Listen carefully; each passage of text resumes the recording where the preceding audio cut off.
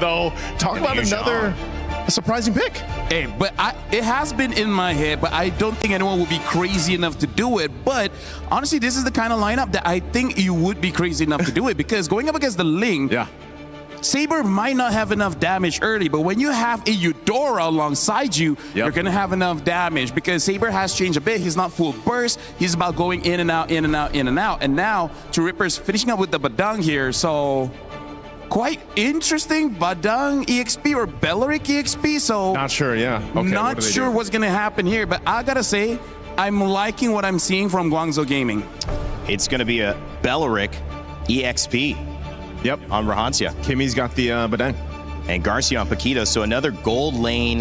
With an elimination match between True Rippers and Guangzhou Gaming. But the surprises just keep coming, Mirko. And as our panelists have said, Lafel personally does like Guangzhou's lineup, but how are you feeling about this, especially the Saber? Dude, it's crazy. Again, I mean, we saw day number 1, day number 2, constant surprises back and forth.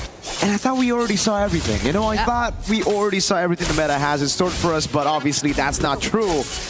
The Saber comes in, X-Ying, almost taking Asuna down in the mid lane. It's all about aggression. Okay. So that's what we know right now for Guangzhou Gaming. I feel like they're trying to double down on already a very good early game. We saw one of the glimpses, well, Orhan May, again, speaking of that aggression early on, a steal from X-Ying, but again, for Guangzhou Gaming, they did well against Falcons in the early stages, so if they can actually do better by punishing and capitalizing even more in the early game, I think they should be able to close things out. Yeah, I guess early game really is the name of the game right now, especially in the current meta, the way things have been for the previous games that we've observed, and it's looking really aggressive.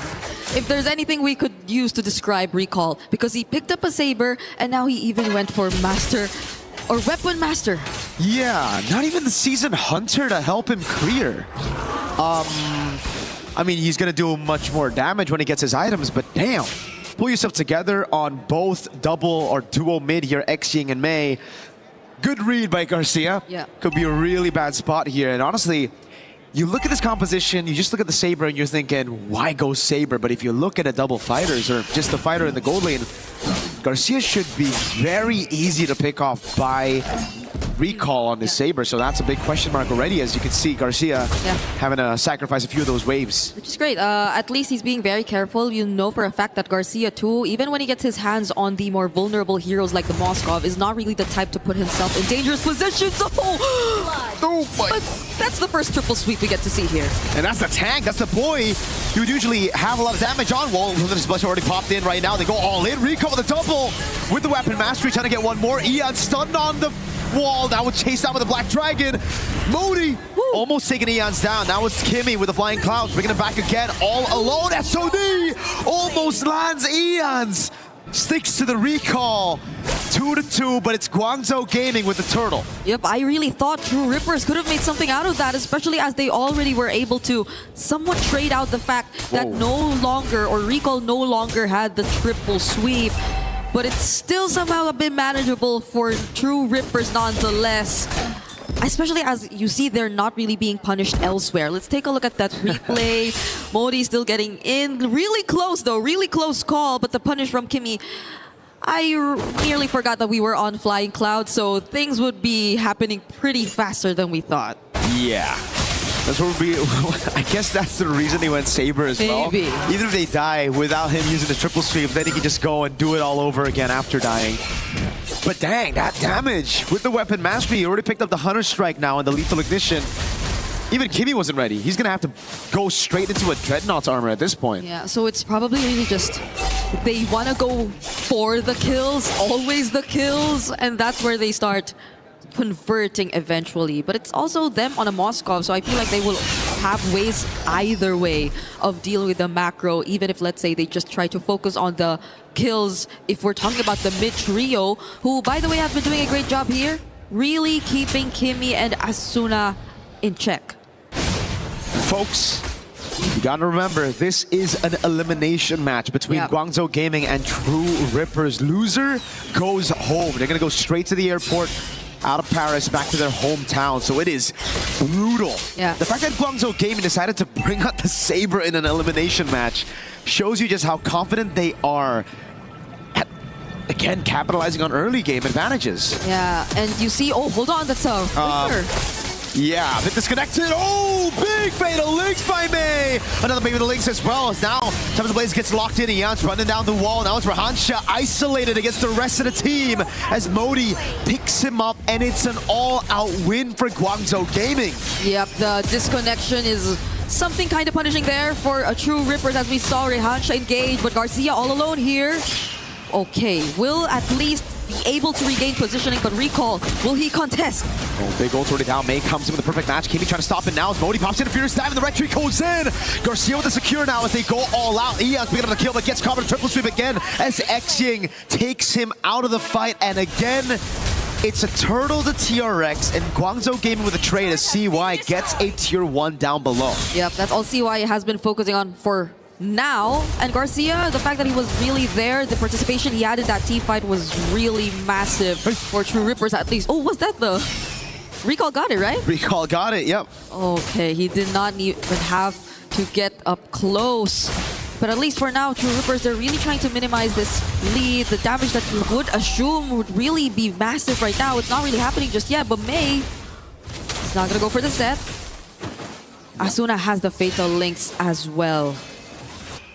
That's been a way for TRX to actually respond to the Fatal Links from May, but the thing is, it's just Asuna, right? Everybody else who gets caught by the Fatal Links, they're locked down, so Asuna can purify and get her his own Fatal Links, but there's just no damage coming through. Meanwhile, Guangzhou Gaming, on the other hand, they have the combos ready. And it's also that disconnect that TRX really got to fix. Rahansha, I feel like at this point, just wait for Asuna to get a set. Wait for the Fatal Links first, then Rahansha can go in with the Wrath of the Dryad, or just use it as a counter-engage tool. Which is... I don't know if it's counterintuitive, because they want to like go for team fights based on their composition, but you want to look for the damage too. Oh, hold on. Triple sweep. Eons gets away with the Tempest of Blades. Interesting. I thought that was going to be a one-shot by Recall. The Furious Dive into DOT. Taking down on Eons. He gets the Finch poise, but it's not enough to keep him alive. Why did he walk back? Oh, no. Did he not see that Modi was actually there too? Modi got him good. That was a surprise and very unfortunate for Eons right here, because we were talking about where the damage would come from True Rippers. May? Good peel by Kimi, but now he's going to be the sacrificial lamb. Straight into Modi, back-to-back kills for Guangzhou Gaming's XP laner. Yep. So at this point, it's going to be really tough to just stop Guangzhou Gaming in terms of what they want to do now. They're just bursting this objective. Oh, Rahansha! Oh, Xing's still the one who actually claims it now. The Fatal Links locks down Recall. He's going to get caught by the Tempest of Blades. It's a big shutdown for Eons as he picks up the Blades, but now it's going to be Xing with the help of CY. Perfect match coming down. Finch poise gets him out. Modi getting a killing spree as he goes for a 1v3. Now against Garcia. Still able to survive as well. Guangzhou Gaming now. We're going to siege down a mid lane. A stun coming out on Kimi and the Spear of Misery. Doesn't connect on the wall. Doesn't pin Kimi. Just a tier 1 in mid. It feels so weird to think that the extended teamfights seem to be favoring Guangzhou a bit more, because you would assume that they're very ult-reliant heroes, but at the same time, they have a hero like the Moskov. They have someone to just put out these sustained sources of damage, whereas True Rippers, on the other hand, I feel like it's mostly sustained. We are looking for the ways in which they could really clap back, but Rahansha, again, another Wrath of Dryad already committed. Oh, Garcia in the back, already using the Flicker as well. Make it go for the Fatal Links free. Recall coming in with the Shuriken, now the triple sweep on Kimi. It's a fist crack coming down as Asuna is able to lock him down with the Fatal Links and a Terrify on Recall. It's Eons with the pick, CY with the damage. Now it's Modi. Black Dragon form flanking from the back as Rahansha is going to be isolated for the rest of the team. The Petrify lands for Modi, and he gets the Furious Dive to pick up a Mega. Garcia's all alone. Guangzhou Gaming going to go for the chase. A stun from Xing. Modi trying to cut him off. Garcia, can you get away? If he actually gets away from this, I don't know, but he won't. It's a killing spree for Xing, and these staggered teamfights are just not helping True Rippers at all. You don't really get to see them maximize the potential of their lineup. Even this moment you're seeing right now, it was the Fatal Links that Asuna got, which could have been the turning point. But the fact that they also had to take into consideration that GCG were just so good at kiting, and that there was also a follow-up Black Dragon form punishing Ians. It is just not looking good for True Rippers. They really have to solidify their coordination in this game. I think in this game, it's looking just very tough already. They don't have a marksman. They don't have scaling aside from the Ling. Ians can still be a threat later on, but again, with all this CC, with all this lockdown, with all the tanky members that Guangzhou Gaming have, it's going to be extremely difficult for TRX to find another opening here. Yeah, because maybe you could rely on Kimmy to find the target, but who? Because you don't expect Sai, you don't expect Xying, you don't expect Recall to just be in the same spot at the exact same time. Oh, but they don't know Kimmy's here though. Oh, now he gets spotted. Now they know. My goodness, True Rippers, how are they going to play around this?